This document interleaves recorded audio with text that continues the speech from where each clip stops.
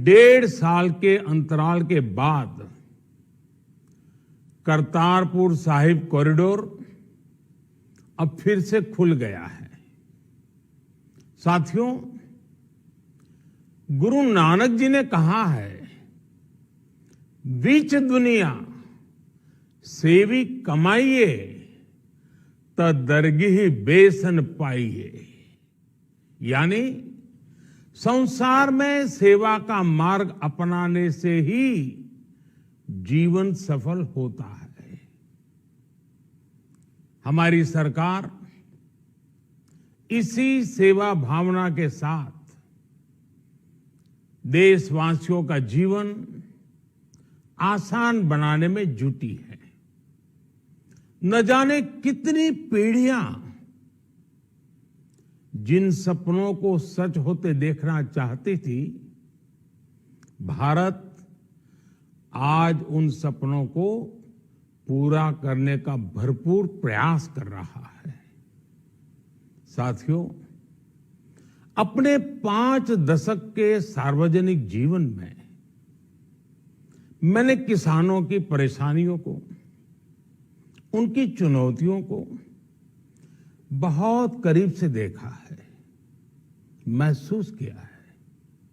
इसलिए जब देश ने मुझे 2014 में प्रधानमंत्री के रूप में सेवा का अवसर दिया, तो हमने कृषि विकास, किसान कल्याण को सर्वोच्च प्राथमिकता दी। साथियों, इस सच्चाई से बहुत लोग अनजान हैं कि देश के 100 में से 80 किसान छोटे किसान हैं। उनके पास 2 हेक्टेयर से भी कम जमीन है। आप कल्पना कर सकते हैं, इन छोटे किसानों की संख्या 10 करोड़ से भी ज्यादा है। उनकी पूरी जिंदगी का आधार यही छोटी सी जमीन का टुकड़ा है। यही उनकी जिंदगी होती है। और इस छोटी सी जमीन के सहारे ही वो अपना और अपने परिवार का गुजारा करते हैं। पीढ़ी दर पीढ़ी परिवारों में होने वाला बंटवारा इस जमीन को और छोटा कर रहा है। इसलिए देश के छोटे किसानों की चुनौतियों को दूर करने के लिए हमने बीज, बीमा, बाजार और बचत, इन सभी पर चौतरफा काम किया। सरकार ने अच्छी क्वालिटी के बीज के साथ ही किसानों को नीम coated urea, soil health card, micro irrigation जैसी सुविधाओं से भी जोड़ा। हमने 22 करोड़ सॉइल हेल्थ कार्ड किसानों को दिए और इस वैज्ञानिक अभियान के कारण एग्रीकल्चर प्रोडक्शन भी बढ़ा। साथियों, हमने फसल बीमा योजना को अधिक प्रभावी बनाया। उसके दायरे में ज्यादा किसानों को लाए। आपदा के समय ज्यादा से ज्यादा किसानों को आसानी से मुआवजा मिल सके, इसके लिए भी पुराने नियम बदले। इस वजह से बीते 4 साल में 1 लाख करोड़ रुपए से अधिक का मुआवजा हमारे किसान भाई बहनों को मिला है। हम छोटे किसानों और खेत में काम करने वाले श्रमिकों तक बीमा और पेंशन की सुविधाओं को भी ले आए। छोटे किसानों की जरूरतों को पूरा करने के लिए सीधे उनके बैंक खातों में 1,62,000 करोड़ रुपए ट्रांसफर किए, सीधे उनके खाते में। साथियों, किसानों को उनकी मेहनत के बदले उपज की सही कीमत मिले, इसके लिए भी अनेक कदम उठाए गए। देश ने अपने रूरल मार्केट इंफ्रास्ट्रक्चर को मजबूत किया। हमने एमएसपी तो बढ़ाई ही, साथ ही साथ रिकॉर्ड सरकारी खरीद केंद्र भी बनाए। हमारी सरकार द्वारा की गई उपज की खरीद ने पिछले कई दशकों के रिकॉर्ड तोड़ दिए हैं। देश की 1,000 से ज्यादा मंडियों को ई नाम योजना से जोड़कर हमने किसानों को कहीं पर भी अपनी उपज बेचने का एक प्लेटफॉर्म दिया और इसके साथ ही देश भर की कृषि मंडियों के आधुनिकीकरण पर भी हमने करोड़ों रुपए खर्च किए। साथियों, आज केंद्र सरकार का कृषि बजट पहले के मुकाबले 5 गुना बढ़ गया है। हर वर्ष 1.25 लाख करोड़ रुपए से अधिक कृषि पर खर्च किए जा रहे हैं। 1 लाख करोड़ रुपए के एग्रीकल्चर इंफ्रास्ट्रक्चर फंड के माध्यम से गांव और खेत के नजदीक भंडारण, इसकी व्यवस्था, कृषि उपकरण जैसी अनेक सुविधाओं का विस्तार, ये सारी बातें तेजी से हो रही है। छोटे किसानों की ताकत बढ़ाने के लिए 10,000 एफपीओ किसान उत्पादक संगठन बनाने का अभियान भी जारी है। इस पर भी करीब 7,000 करोड़ रुपए खर्च किए जा रहे हैं। माइक्रो इरिगेशन फंड के आवंटन को भी 2 गुना करके 10,000 करोड़ रुपए कर दिया गया है।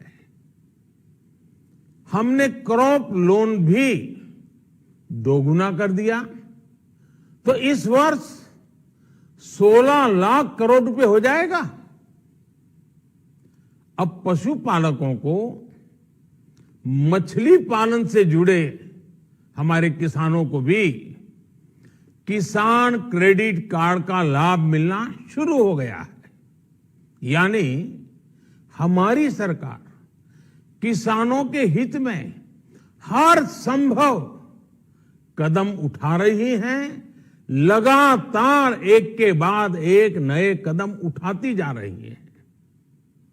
किसानों की आर्थिक स्थिति सुधरे, उनकी सामाजिक स्थिति मजबूत हो, इसके लिए पूरी ईमानदारी से काम कर रही है। साथियों, किसानों की स्थिति को सुधारने की इसी महाअभियान में देश में 3 कृषि कानून लाए गए थे। मकसद ये था कि देश के किसानों को, खासकर छोटे किसानों को और ताकत मिले, उन्हें अपनी उपज की सही कीमत और उपज बेचने के लिए ज्यादा से ज्यादा विकल्प मिले। बरसों से ये मांग देश के किसान, देश के कृषि विशेषज्ञ, देश के कृषि अर्थशास्त्री, देश के किसान संगठन लगातार कर रहे थे। पहले भी कई सरकारों ने इस पर मंथन भी किया था। इस बार भी संसद में चर्चा हुई, मंथन हुआ और ये कानून लाए गए। देश के कोने कोने में कोटि कोटि किसानों ने, अनेक किसान संगठनों ने इसका स्वागत किया, समर्थन किया। मैं आज उन सभी का बहुत बहुत आभारी हूं, धन्यवाद करना चाहता हूं।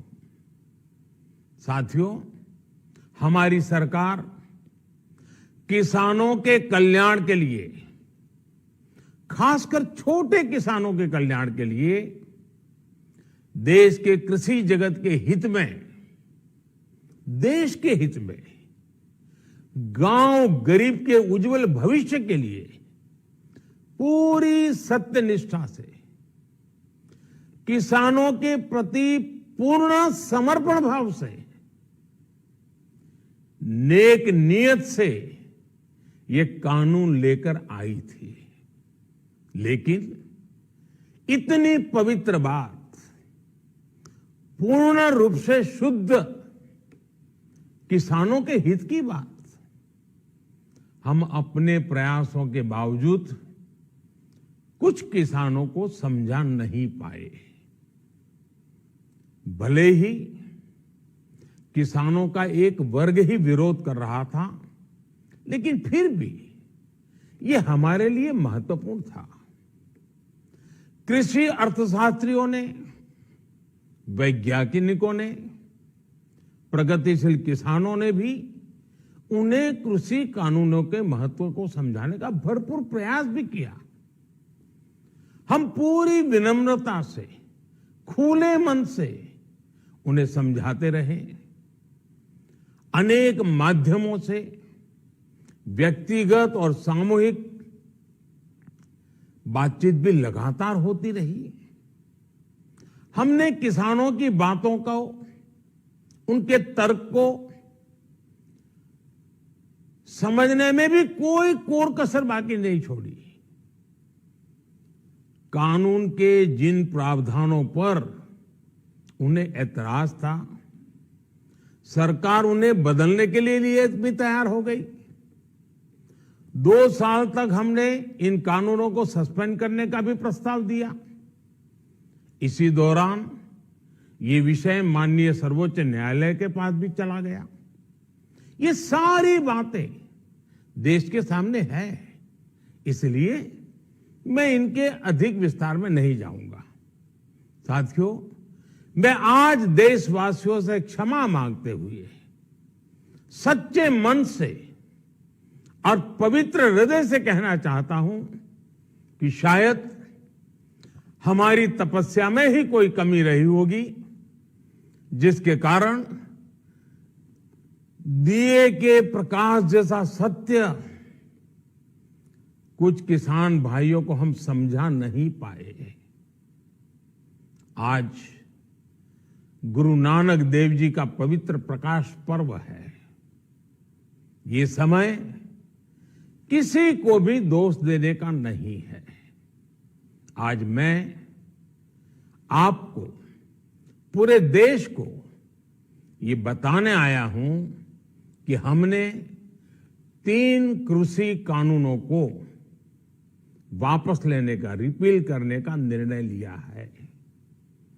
इस महीने के अंत में शुरू होने जा रहे संसद सत्र में, इसी महीने में, हम 3 कृषि कानूनों को रिपील करने की संवैधानिक प्रक्रिया को पूरा कर देंगे।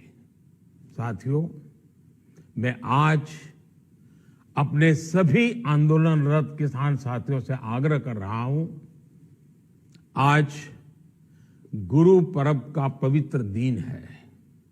अब आप अपने अपने घर लौटे, अपने खेत में लौटे, अपने परिवार के बीच लौटे। आइए एक नई शुरुआत करते हैं, नए सिरे से आगे बढ़ते हैं। साथियों, आज ही सरकार ने कृषि क्षेत्र से जुड़ा एक और अहम फैसला लिया है।